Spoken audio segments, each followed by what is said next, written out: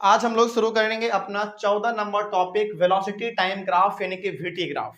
ये 14 number topic NCERT में ऐसा लिखा नहीं गया है कि 13, 14, 15 इस प्रकार से, लेकिन चूंकि हम लोग शुरू से इस चैप्टर को टॉपिक वाइज डिस्कस करते चल रहे हैं, इसका मतलब यहाँ से हम लोग ये भी समझ सकते हैं कि 13 टॉपिक हम लोग अभी तक डिस्कस कर चुके हैं। ठीक है, तो 14 नंबर टॉपिक आज हम लोग डिस्कस करेंगे। अपने अकॉर्डिंग हम लोगों ने इसको क्रिएट किया 14 नंबर टॉपिक। टॉपिक का नाम है वेलोसिटी टाइम ग्राफ, यानी कि शॉर्ट में इसको हम लोग कभी कभी प्यार से वीटी ग्राफ भी कहते हैं। और याद कीजिए पिछले वाले क्लास में हम लोगों ने डिस्टेंस टाइम ग्राफ पढ़ा था, यानी कि डीटी ग्राफ, है ना। दोनों में बेसिक डिफरेंस है, बेसिक डिफरेंस है। ये वो डिफरेंस क्या है बताएंगे।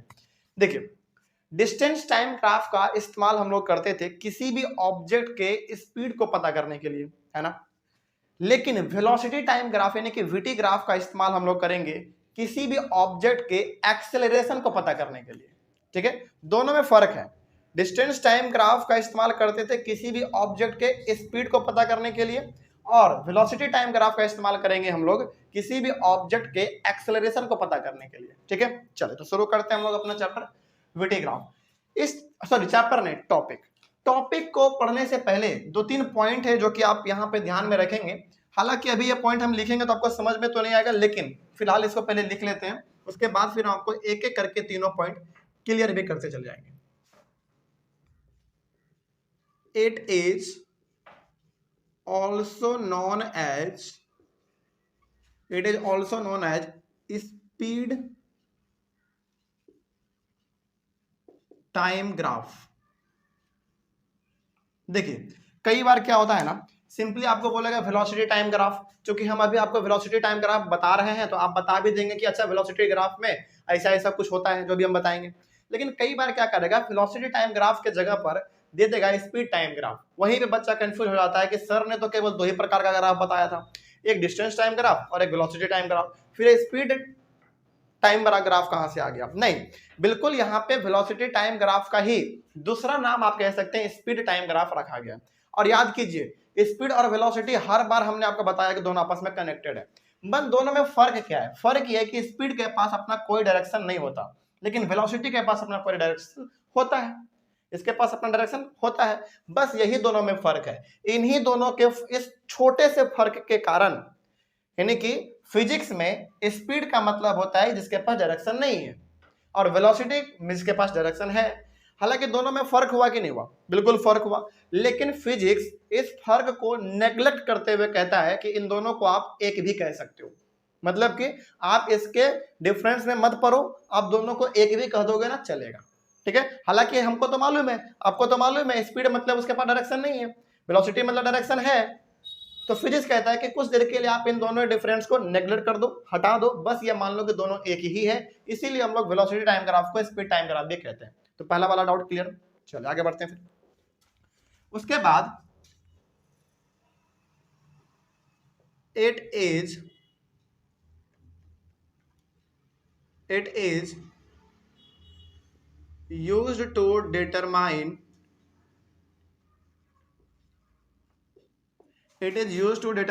the acceleration. It is used to determine the acceleration of an object. यानी कि वेलोसिटी टाइम ग्राफ का इस्तेमाल हम लोग क्यों करते हैं, किसी भी ऑब्जेक्ट के एक्सेलरेशन को पता करने के लिए। कैसे एक्सेलरेशन पता करेंगे अभी हम लोग यहाँ पे जानेंगे। उसके बाद फिर तीसरे पॉइंट में है, तीसरे पॉइंट में क्या था, it is also known as speed time graph. It is used to determine the acceleration of an object. और तीसरे पॉइंट में इसका एक और चीज होता है, इसमें थोड़ा रिकॉल नहीं कर पा रहे हैं,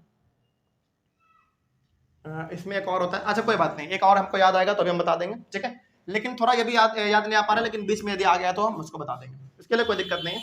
अब देखिए, जिस प्रकार से आपने डिस्टेंस टाइम ग्राफ में पढ़ा कि वो हमको किसी भी ऑब्जेक्ट का एक स्पीड निकाल कर देगा, ठीक है, उसी प्रकार से हम वेलोसिटी टाइम ग्राफ में पढ़ेंगे कि ये हमको किसी भी ऑब्जेक्ट का एक्सेलरेशन निकाल के देगा। ठीक है, दोनों में बेसिक डिफरेंस बस यही है। ठीक है, कभी कभी ना इन दोनों के बीच में बेसिक डिफरेंस भी आपसे पूछ लेगा, तो बस ये बताना है कि डिस्टेंस टाइम ग्राफ का इस्तेमाल हम लोग करते हैं किसी भी ऑब्जेक्ट के स्पीड को पता करने के लिए, और वेलोसिटी टाइम ग्राफ का इस्तेमाल करते हैं हम लोग किसी भी ऑब्जेक्ट के एक्सेलरेशन को पता करने के लिए। और यही दोनों ग्राफ में बेसिकली डिफरेंस है और कुछ भी डिफरेंस नहीं है। चलिए आगे, अच्छा थर्ड पॉइंट, चलो याद आ गया हमको। थर्ड पॉइंट क्या, जरा इसके बारे में भी लिख लिया जाए। देखिए थर्ड पॉइंट है area under the graph, area under the graphs gives us the distance or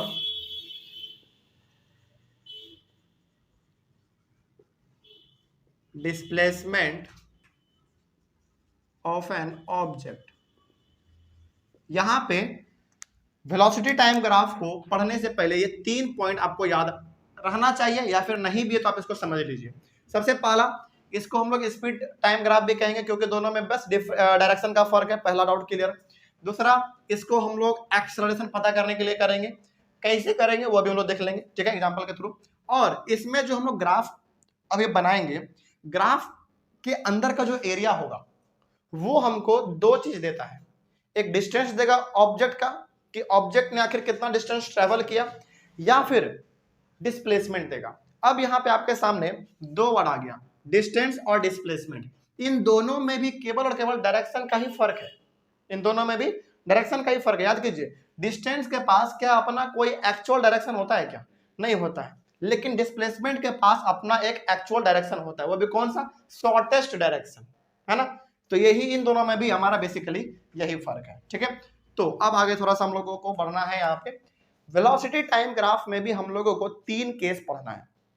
जिस प्रकार से हम लोगों ने डिस्टेंस टाइम ग्राफ में पढ़ा था, उसी प्रकार से हम लोग इसमें भी पढ़ेंगे, लेकिन यहाँ पे बात होगा वेलोसिटी का और एक्सेलरेशन का, ठीक है। चलो, तो अब यहाँ पे हम लोग तीनों केस के बारे में एक एक करके पढ़ लेते हैं। तो सबसे पहला इसमें हमारा केस होगा, केस फर्स्ट,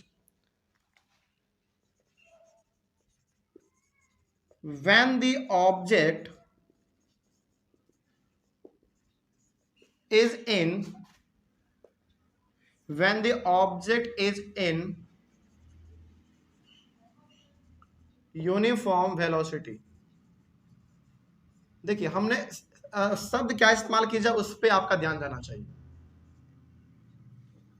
हमने शब्द इस्तेमाल किया कि when the object is in uniform velocity, मतलब कि पहले वाले केस में हमारा जो ऑब्जेक्ट होगा वो यूनिफॉर्म वेलोसिटी में होगा। सबसे पहला बात, इसमें 2 टर्म है। एक मिनट, इसको पहले साफ से ही लिख देते हैं, थोड़ा सा गंदा लग रहा है।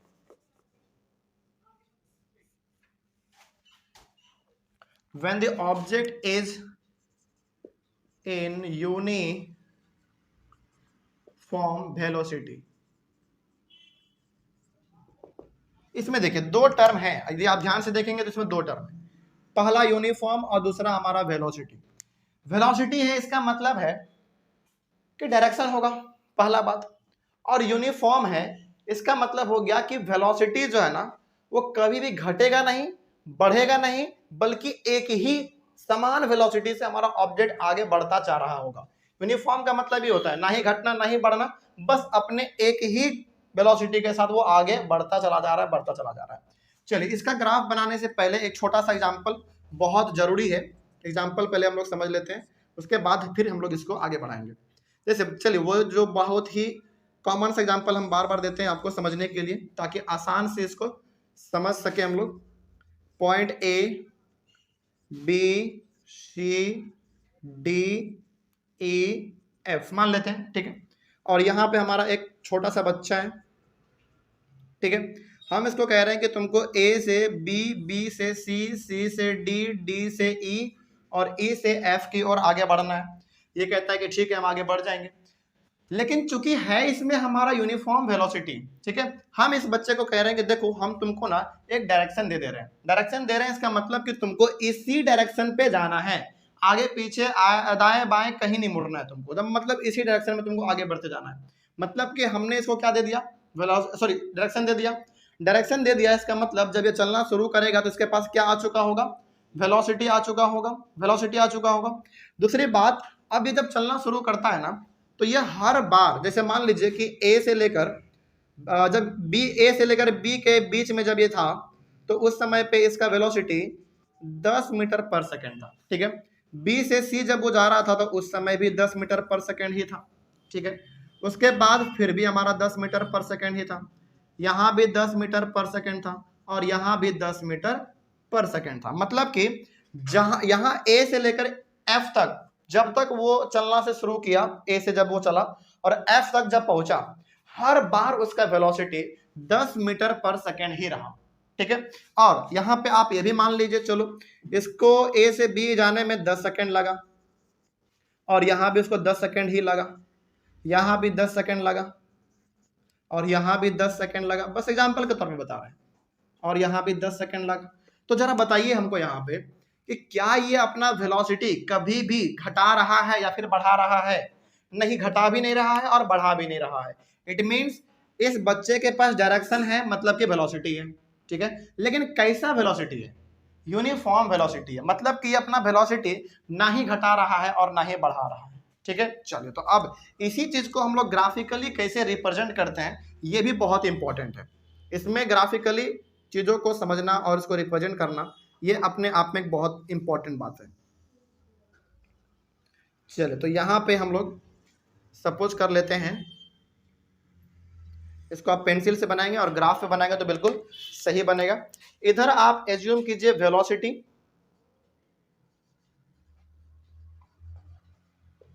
वेलोसिटी किस में है हमारा? मीटर पर सेकेंड में है। इधर आप वेलोसिटी एज्यूम कर लीजिए और इधर आप टाइम एज्यूम कर लीजिए। टाइम किस में है? टाइम सेकंड में है। चलिए, अब थोड़ा सा प्लॉटिंग कर लेते हैं। जैसे मान लीजिए यहाँ पे हमारा O होता है, यहाँ पे Y होता है और यहाँ पे X होता है। उसके बाद यहाँ पे हमारा टाइमिंग मान लीजिए 10 सेकेंड, यहाँ पे 20 सेकेंड, यहाँ 30 सेकेंड, यहाँ 40 और यहाँ 50 सेकेंड। उसी प्रकार से आप डिस्टेंस इधर वेलोसिटी मान लीजिए 10 मीटर पर सेकेंड, 20 मीटर पर सेकेंड, 30 मीटर पर सेकेंड, 40 मीटर पर सेकेंड, 50 मीटर पर सेकेंड, ठीक है। चलिए, अब जरा यहाँ पे देखिएगा ध्यान से, यही बहुत इंपॉर्टेंट चीज है। ये बच्चा पहले 10 सेकेंड में कितना वेलोसिटी इसके पास है? 10 मीटर पर सेकेंड, यानी कि पहले 10 सेकेंड में इस बच्चे का जो वेलोसिटी है वो 10 मीटर पर सेकेंड है, वो हमने यहाँ पे कर दिया, ठीक है। उसके बाद फिर अगले 10 सेकेंड में उसका वेलोसिटी कितना है? फिर 10 ही है, नहीं आगे बढ़ा नहीं पीछे घटा। इसका मतलब कि अगले 10 सेकेंड में भी उसका वेलोसिटी जो है वो 10 ही है। फिर अगले 10 सेकेंड में फिर उसका वेलोसिटी 10 मीटर पर सेकेंड ही है। इट मीन्स 1 2 3 4 5 बार है, यानी कि हर बार उसका जो है ना वेलोसिटी सेम ही है, ना ही घट रहा है और ना ही बढ़ रहा है। जरा देखिए, ये 10 मीटर पर सेकेंड हमारे इधर क्या है? वेलोसिटी है, तो ना ही घट रहा है ना ही बढ़ रहा है। इसका मतलब ये हमारा कैसा हो गया? बिल्कुल एक पैरेलल लाइन बन गया। किसके पैरेलल? एक्स के पैरेलल बन गया। तो यहाँ पे आप देखेंगे कि ये जो हमारा ग्राफ बना है ये पैरेलल हो गया है, हाँ, पैरेलल टू एक्स एक्सिस, यानी कि ये ग्राफ हमारा एक्स एक्सिस के पैरेलल हो गया। चलिए, अब ये आपने बना तो दिया, लेकिन इससे हम लोगों को बहुत कुछ अभी सीखना है। क्या सीखना है? जरा समझिए ध्यान से। जब भी हमारा ऑब्जेक्ट यूनिफॉर्म वेलोसिटी में रहेगा, जब भी हमारा ऑब्जेक्ट यूनिफॉर्म वेलोसिटी में रहेगा, उस केस में ऑब्जेक्ट का वेलोसिटी ना ही बढ़ेगा ना ही घटेगा। इसके शब्दों से आप पता कीजिए, वेलोसिटी रहेगा लेकिन यूनिफॉर्म रहेगा, ना ही घटेगा वेलोसिटी ना ही बढ़ेगा। तो जब भी हमारा ऑब्जेक्ट यूनिफॉर्म वेलोसिटी में रहे, उस केस में हमेशा हमारा जो ग्राफ बनेगा वो एक्स एक्सिस के पैरेलल बनेगा, ठीक है। तो कभी कभी आपको कहेगा कि बताओ, जब हमारा ऑब्जेक्ट यूनिफॉर्म वेलोसिटी में रहेगा तो उसका वीटी ग्राफ कैसा बनेगा? तो उसका वीटी ग्राफ बिल्कुल एक्स एक्सिस के पैरेलल बनेगा। ये आपसे पहला पूछा जा सकता है। दूसरा ये पूछेगा कि सिंपली आपको ग्राफ दे देगा और इस प्रकार का ही डिजाइन देगा आपको, ठीक है, और आपको बोलेगा कि ये वाला ग्राफ देखकर बताइए कि ये ग्राफ हमारा वीटी ग्राफ में कौन से केस का है। तो पहले वाले केस का है, जब हमारा ऑब्जेक्ट यूनिफॉर्म वेलोसिटी में रहता है। कोई दिक्कत अब इसमें? चलिए, तो इसमें आपको 2 बात लिखना है, वो हम यहाँ पे लिख देते हैं। नीचे जगह तो नहीं है लेकिन यहाँ पे हम लिख देते हैं। अच्छा, चलिए, एक कॉमन सा सवाल हम आपसे पूछते हैं, ठीक है, बताइएगा। ये ऑब्जेक्ट हमारा, एकदम ध्यान से सुनिएगा, ठीक है, ये ऑब्जेक्ट हमारा अभी फिलहाल यूनिफॉर्म वेलोसिटी में है, इसका ग्राफ बनता है एक्स एक्सिस के पैरेलल, ये भी आपने देख लिया। तो मेरा सवाल यहाँ पे है क्या इस बच्चे के पास, चूंकि यूनिफॉर्म वेलोसिटी में जा रहा है, तो क्या इस बच्चे के पास एक्सेलरेशन है क्या? बिल्कुल भी नहीं है। एक्सेलरेशन का मतलब क्या होता है? Change in velocity. और क्या वेलोसिटी में कहीं भी चेंज आ रहा है क्या? नहीं आ रहा है। इट मींस इस बच्चे के पास एक्सेलरेशन भी नहीं है। अच्छा, एक्सेलरेशन कब होता? जब इसका वेलोसिटी या तो घटता या तो बढ़ता, है ना, तब इसके पास एक्सेलरेशन होता, लेकिन इसके पास अभी कोई एक्सेलरेशन नहीं है। तो यहाँ पे आपको 2-3 बातें लिख लेने हैं। सबसे पहला आप इसमें लिखेंगे, if the graph is parallel, if the graph is parallel to x axis, then the object is in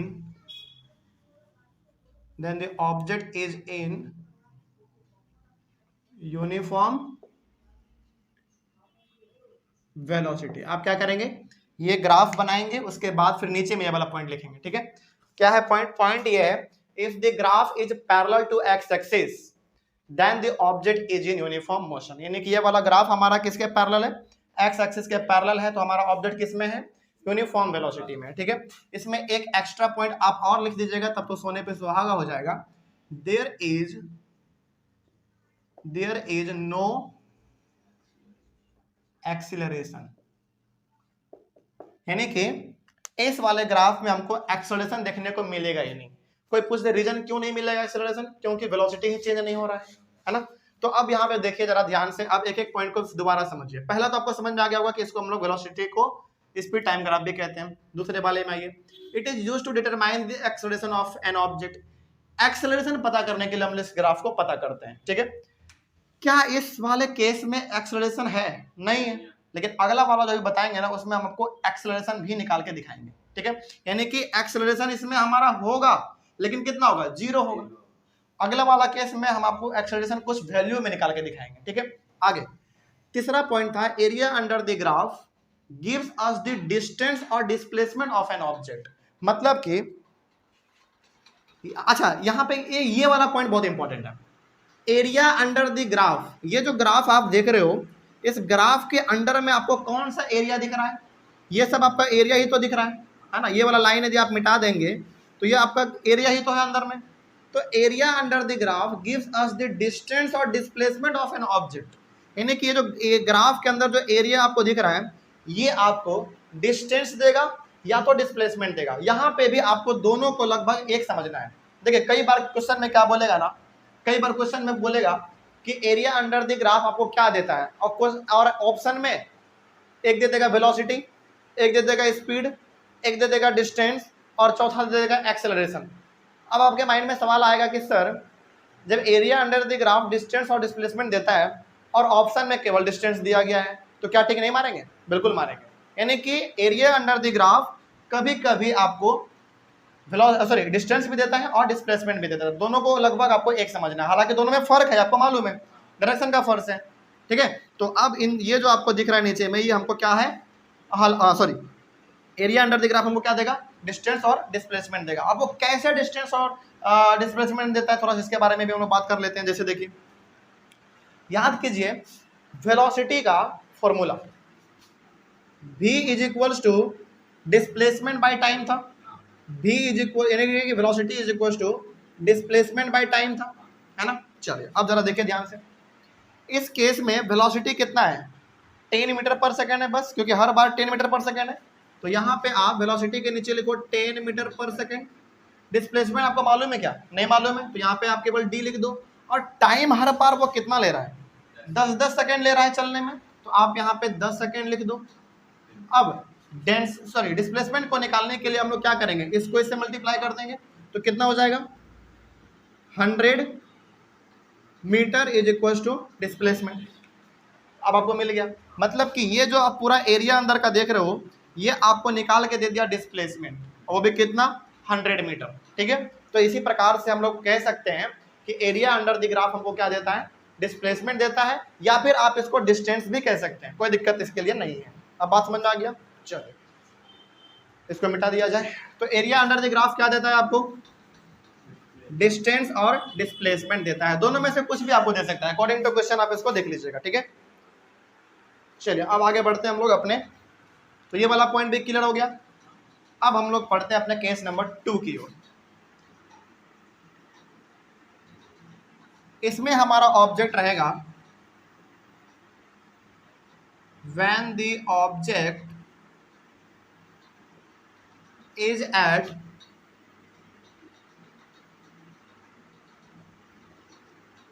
uniformly accelerated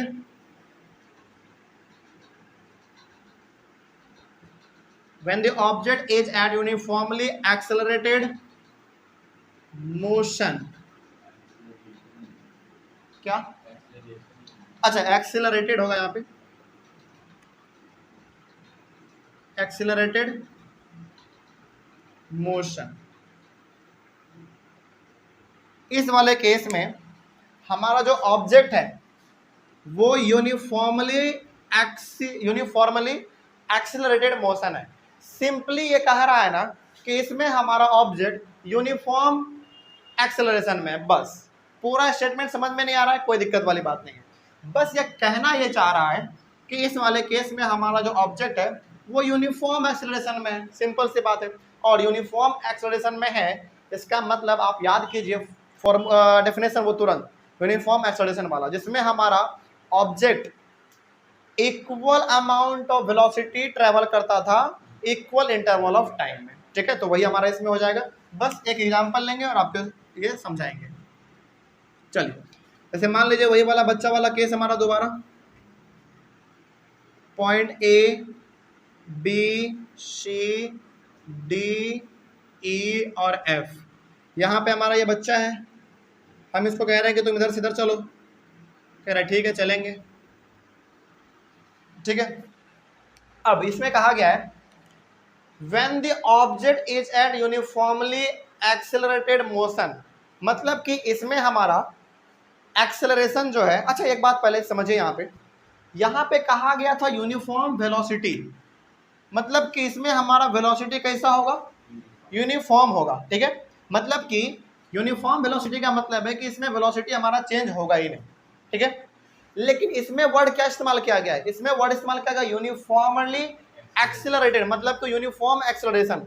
और एक्सेलरेशन जैसे आपके वर्ड मन में माइंड में आपके सामने वर्ड आया एक्सेलरेशन, मतलब कि वेलोसिटी चेंज तो होगा लेकिन इक्वल अमाउंट में चेंज होगा, वो भी इक्वल इंटरवल ऑफ टाइम में, ठीक है। यही दोनों में फर्क है। चलिए तो यहाँ पे अब हम लोग, चलिए आप सपोज कर लीजिए, मान लीजिए कि ए से बी जब हमारा ये बच्चा जा रहा था ना, तो उस समय इसका वेलोसिटी था 10 मीटर पर सेकेंड, इसमें हो गया 20 मीटर पर सेकेंड, इसमें हो गया 30 मीटर पर सेकेंड, इसमें 40 मीटर पर सेकेंड और इसमें 50 मीटर पर सेकेंड। तो बताइए क्या हमारा वेलोसिटी बदल रहा है, बदल रहा है, पहला बात। और वेलोसिटी हमारा बदल रहा है मतलब कि एक्सेलरेशन है, एक्सेलरेशन है।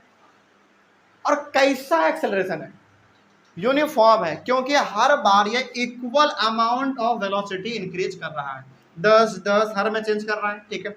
और अब आप सपोज ये कर लो कि यहाँ पे इसको 10 मीटर पर सेकंड जब इसका वेलोसिटी था, तो उस समय पे इसको ए से बी जाने में 10 सेकेंड लग रहा था, इसको भी 10 सेकेंड लग रहा था, इसमें भी 10 सेकेंड, इसमें भी 10 सेकेंड और इसमें भी 10 सेकेंड।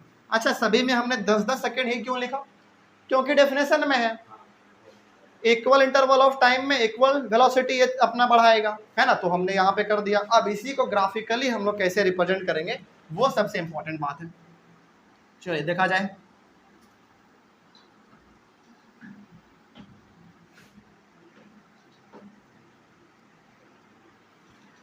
यहाँ पे हमारा होगा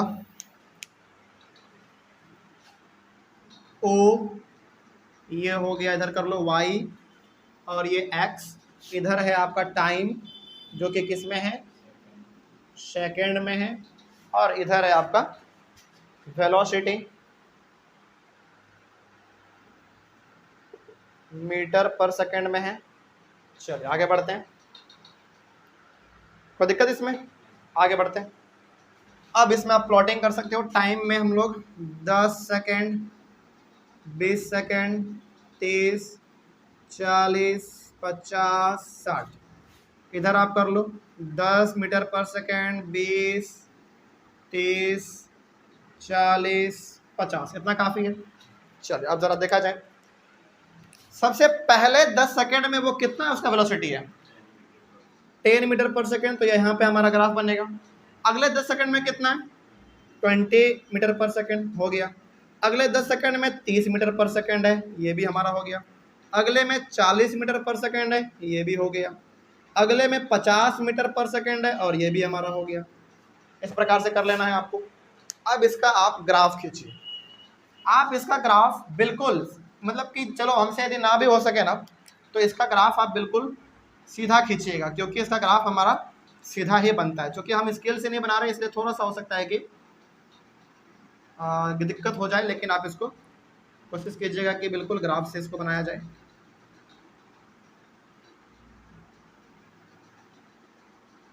चलिए देखते हैं।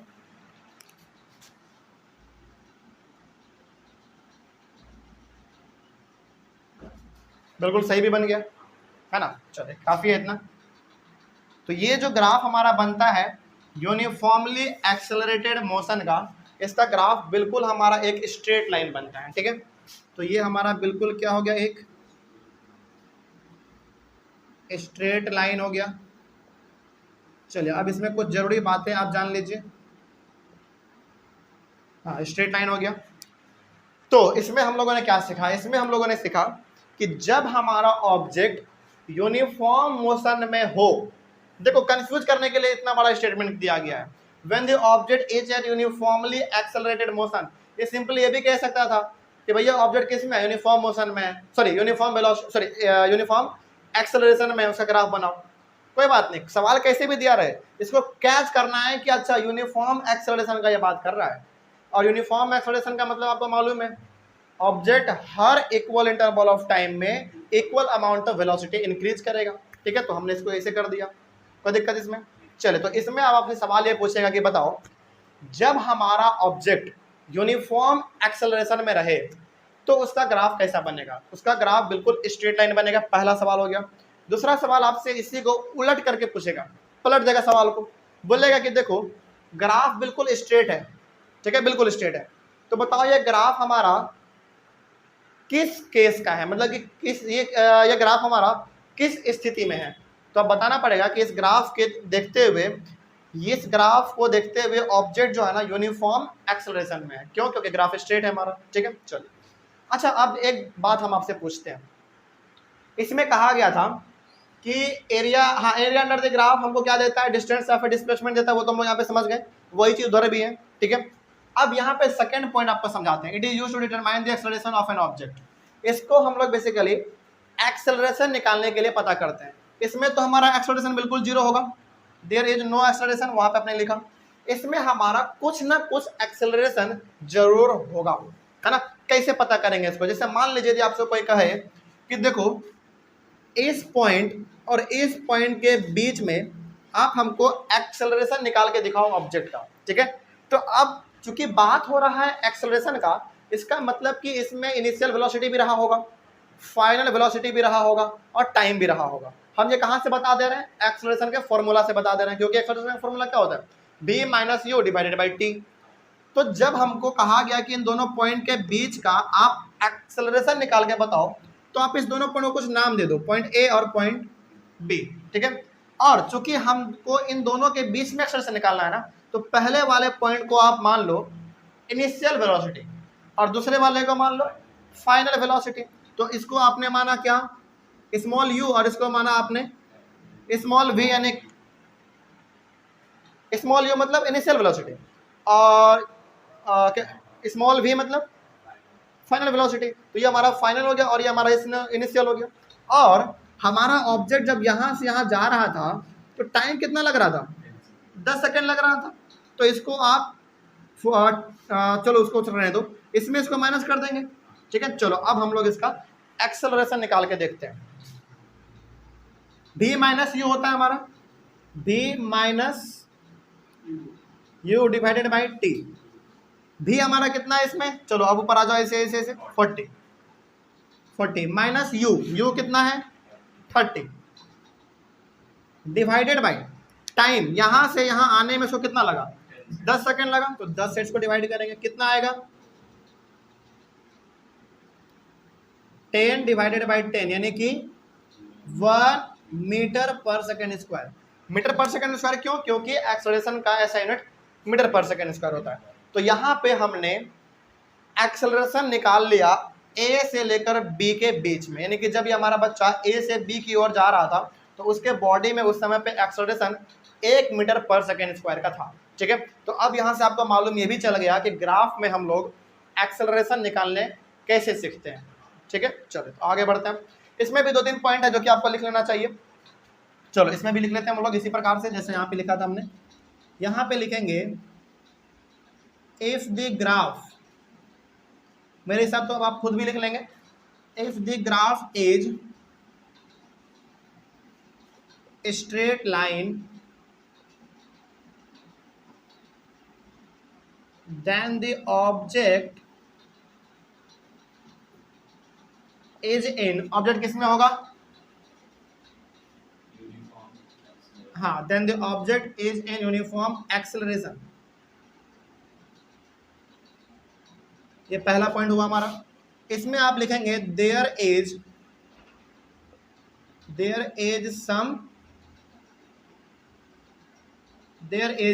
एक्सेलरेशन। इसका मतलब हो गया कि इसमें हमारा कुछ एक्सेलरेशन तो होगा। कैसे?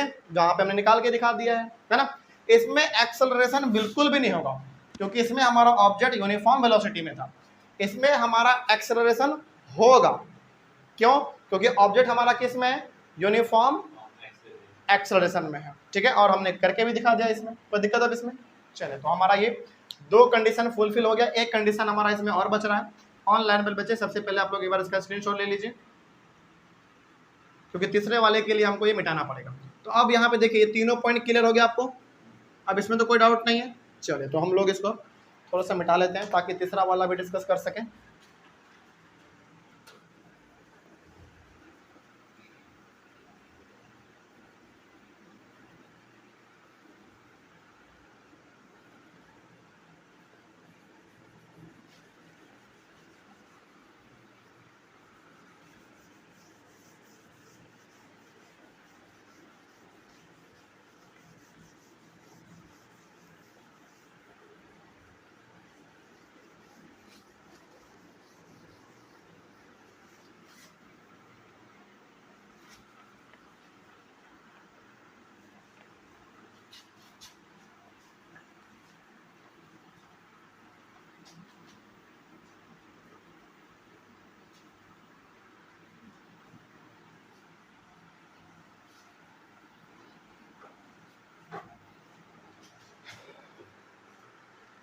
Case number 3,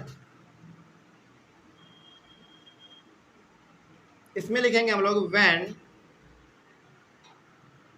when the object is at non-uniformly accelerated motion।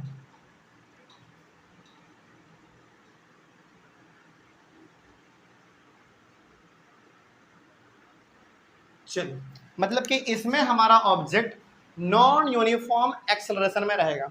और नॉन यूनिफॉर्म एक्सेलरेशन में है, इसका मतलब object unequal amount of velocity increase करेगा, वो भी इक्वल इंटरवल ऑफ टाइम में। ठीक है, चलो इसका भी हम लोग पहले एक एग्जांपल लेंगे फिर हम इसको बनाएंगे तो ज़्यादा अच्छा आएगा। रोड है हमारा, पॉइंट ए है, बी है, सी है, डी और ई है। फिर से हमारा वो बच्चा यहीं पर है। चलिए हम इसको कह रहे हैं कि इधर से इधर चलो, कह रहा है ठीक है चलेंगे। देखिए अब यहाँ पे मान लीजिए कि इस बच्चे को ए से बी पॉइंट पे आने में इसका जो वेलोसिटी था वो 10 मीटर पर सेकेंड था। उसके बाद बी से सी में ना इसका हो गया अचानक 50 मीटर पर सेकेंड। उसके बाद फिर इसका अचानक हो गया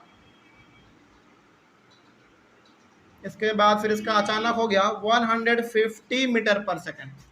फिर इसका अचानक हो गया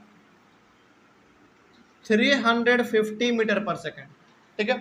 नहीं तो ये काम कर सकते हो आप इसमें, और क्या, चलो थोड़ा सा और, इतना बड़ा डाटा अच्छा नहीं लग रहा है तो थोड़ा सा अरेंज करके और ले लेते हैं। जैसे मान लीजिए कि इसमें इसका था चलो 10 मीटर पर सेकेंड, इसमें हो गया इसका 30 मीटर पर सेकेंड, इसमें हो गया इसका 60 मीटर पर सेकेंड, ठीक है। और चलो 60 छोड़ो, इसको 70 कर लो, और इसमें हो गया इसका 150 मीटर पर सेकेंड, एग्जाम्पल के तौर पे बस, ठीक है। और इसको ए से बी आने में भी 10 सेकेंड लगा, क्योंकि इक्वल इंटरवल ऑफ टाइम है इसमें भी इसको 10 सेकेंड लगा, इसमें भी 10 सेकेंड लगा, और इसमें भी 10 सेकेंड लगा। टाइम हम बार बार 10 सेकेंड क्यों ले रहे हैं? क्योंकि डेफिनेशन में ही था, अनइक्वल अमाउंट ऑफ वेलोसिटी ये अपना चेंज करेगा लेकिन इक्वल इंटरवल ऑफ टाइम। चले, ये तो हो गया हमारा। अब इसका ग्राफ बनाया जाए।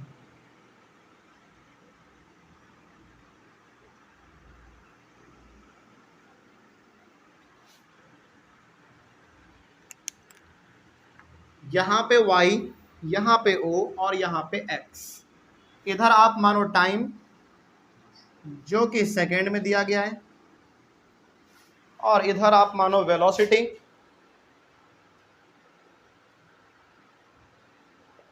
जो कि मीटर पर सेकेंड में दिया गया है, ठीक है। चलिए अब थोड़ा सा इसका टाइमिंग वाइमिंग लिख लेते हैं।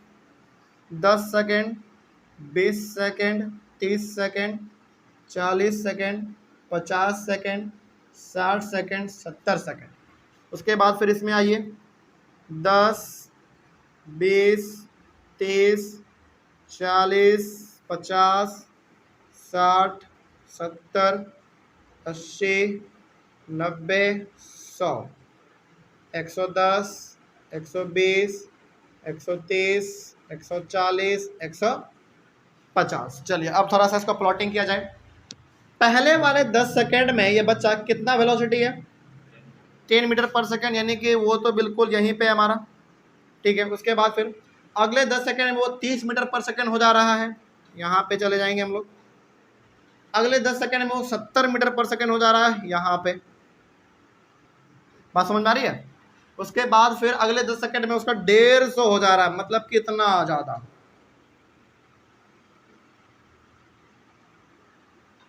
अच्छा, क्या आपको नहीं लग रहा है कि सर टाइम 10-10 सेकेंड ही है, अचानक इसका वेलोसिटी इतना ज़्यादा कैसे इंक्रीज हो सकता है? अरे मान लो कि बच्चा है, पीछे पागल कुत्ता लग गया होगा काटने के लिए, बहुत तेजी से भागा होगा, है कि नहीं? समझ रहे बात को? बच्चा है, थोड़ा सा पागल कुत्ता लग गया होगा, इसीलिए अपना टाइम जो है ना बरकरार रखे हुए 10 सेकेंड ही, है ना। अब बहुत तेजी से भाग रहा है बेचारा, डर लग रहा है इसको, ठीक है। चलो आगे बढ़ते हैं फिर। अब इसका ग्राफ जब आप ड्रॉ करोगे तो चलो कुछ इस प्रकार का ग्राफ बन के आएगा आपके सामने, ठीक है। और ये हमारा अभी ऊपर गया है, और हो सकता है कि वो कुत्ता जो है ना इसके स्पीड को देख के रुक गया हो, मतलब कुत्ता क्या हार मान गया कि ये इस बच्चे को नहीं काट पाएंगे, बहुत तेज भागता है, ठीक है। अब फिर बाद में बच्चा क्या होगा, अपना स्पीड धीरे धीरे, अपना वेलोसिटी धीरे धीरे घटाया होगा, यानी कि बाद में ये ग्राफ हमारा ऊपर जाके फिर इसे नीचे भी आया होगा। नीचे आया होगा मतलब तो अपना वेलोसिटी कम कर दिया हो गया होगा, बहुत थक गया होगा, तो धीरे धीरे वो आराम हो गया होगा, ठीक है। तो इस प्रकार का भी हमारा ग्राफ बाद में हो सकता है। अच्छा, यहाँ पे जरा बताइए, यहाँ पे इसका वेलोसिटी बार बार इंक्रीज हो रहा है ना, और यहाँ पे बाद में जाकर उसका वेलोसिटी डिक्रीज भी तो होगा। डिक्रीज वाले वेलोसिटी हो रहे हैं, इसका मतलब उसका एक्सेलरेशन पॉजिटिव में जा रहा है या नेगेटिव में? नेगेटिव में। और नेगेटिव एक्सेलरेशन को क्या कहते थे? रिटार्डेशन। यानी कि इस वाले केस में पॉजिटिव के साथ साथ नेगेटिव एक्सेलरेशन भी हो सकता है, ठीक है। चलो, तो ये हमारा ग्राफ इसका ऐसा बन गया। और यहाँ पे जो आप ये वाला ग्राफ देख रहे हो, ये हमारा कर्व्ड लाइन, कर्व्ड लाइन। चलिए अब इससे आपको क्या सीख मिल रहा है? इससे आपको ये सीख मिल रहा है कि देखो, जब हमारा ऑब्जेक्ट नॉन यूनिफॉर्म एक्सेलरेशन में रहे, उस केस में हमारा ग्राफ जो बनेगा वो कर्व्ड लाइन बनेगा। पहला बात ये हमको हो गया, समझ में आ गया। अब दूसरा, इसी को ऐसे कैसे उलट के पूछेगा? उलट के ये पूछेगा कि देखो ग्राफ जो है ना कर्व्ड लाइन है, ठीक है। और कर्व्ड लाइन है तो बताओ कि इस कर्व्ड लाइन को देखते हुए हमको ये बताओ कि ऑब्जेक्ट हमारा अभी किस स्थिति में है, तो ऑब्जेक्ट हमारा नॉन यूनिफॉर्म एक्सेलरेशन में है, कोई दिक्कत इसमें? चलिए, तो अब इसके लिए भी आपको 2 पॉइंट यहाँ पे लिखना है। पहला पॉइंट हो जाएगा हमारा इफ द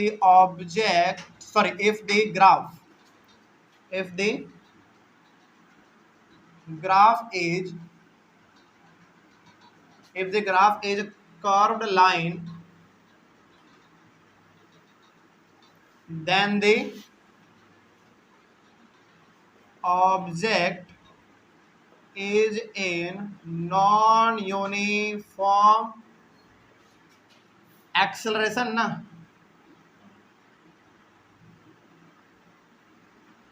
यानी कि यदि ग्राफ हमारा एक कर्व लाइन बनता है तो उस केस में हमारा ऑब्जेक्ट जो है ना वो नॉन यूनिफॉर्म एक्सेलरेशन में है। अच्छा बताइए, क्या इसमें हमारे इस बच्चे के पास एक्सेलरेशन है? बिल्कुल है। पहली बात तो हर बार अपना वेलोसिटी चेंज कर रहा है, मतलब कि एक्सेलरेशन तो है, और बाद में इसमें नेगेटिव एक्सेलरेशन भी आ सकता है। इट मीन्स इस वाले ग्राफ में नेगेटिव के साथ साथ पॉजिटिव एक्सेलरेशन भी होगा हमारा, है ना। तो यहाँ पे आप लिखेंगे there is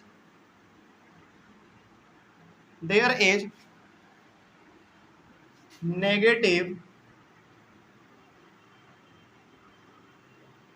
as well as positive.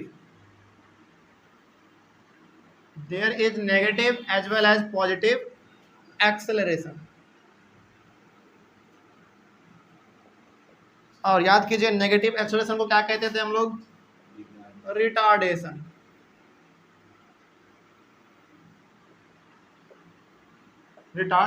हो गया, कोई दिक्कत है इसमें? तो इस तरीके से हमारा जो वेलोसिटी टाइम ग्राफ था यानी कि वीटी ग्राफ वो भी कंप्लीट होता है। इसमें भी हम लोगों को 3 केस पढ़ना था, ठीक है। और ये ग्राफ खास करके आपने अपने ग्राफ कॉपी में बनाइएगा तो बहुत खूबसूरत दिखने में लगेगा, ठीक है। या फिर चलो ग्राफ छोड़ो, यदि आप कॉपी में भी बनाते हो तो पेंसिल और स्केल की मदद से बनाना, एकदम एक्यूरेट आप दूरी लेना ऊपर भी और नीचे भी, तब आपका बहुत अच्छा दिखने में बनेगा, ठीक है। अब इसमें कोई दिक्कत? चलो, तो इस प्रकार से हमारा जो वेलोसिटी टाइम ग्राफ था यानी कि वीटी ग्राफ वो भी कंप्लीट होता है। अगले वाले क्लास में हम लोग अपने इस चैप्टर का जो थ्योरी वाला पार्ट है ना उसको कंप्लीटली खत्म करेंगे, ठीक है। उसके बाद फिर परसों से हम लोग इस चैप्टर के न्यूमेरिकल्स को बनाएंगे। इसका मतलब हो गया कि हम लोग क्लास यानी कि कल वाले क्लास में हम लोग कुछ मोशन का इक्वेशन है ना, उसको हम लोग ग्राफिकली सॉल्व करेंगे। 3 इक्वेशंस ऑफ मोशन है, उसको हम लोग सॉल्व करेंगे। और उसके बाद एक छोटा सा टॉपिक बचता है यूनिफॉर्म सर्कुलर मोशन। इन दोनों को कल ही खत्म करके हम लोग कल चैप्टर को खत्म कर देंगे। यानी कि थ्योरी वाला पार्ट जो था केवल कॉन्सेप्ट समझना, डेफिनेशन, ये सब वो सब चीज़ हमारा खत्म हो जाएगा। इसके बाद परसों से फिर हम लोग क्या करेंगे, न्यूमेरिकल्स पे चलेंगे, क्योंकि फिजिक्स ना न्यूमेरिकल्स के बिना अधूरा है, ठीक है। तो उसको फिर हम लोग अपने अगले वाले क्लास में कर लेंगे। इसमें तो कोई डाउट नहीं अभी तक? चलिए, तो ऑनलाइन वाले बच्चे, आई होप आज वाले क्लास को भी आपको समझ में आया हो। यदि कहीं पे कोई डाउट हो तो आप एक बार कमेंट कर लीजिएगा। मिलेंगे हम लोग अपने अगले वाली क्लास में, और अगले वाली क्लास में हम लोग इस चैप्टर को कंप्लीटली खत्म करेंगे और परसों से हम लोग अपने चैप्टर को न्यूमेरिकल्स बनाएंगे। और न्यूमेरिकल्स को बनाने से पहले बहुत गहराई से आपको इस चैप्टर को रिवाइज करके आना है।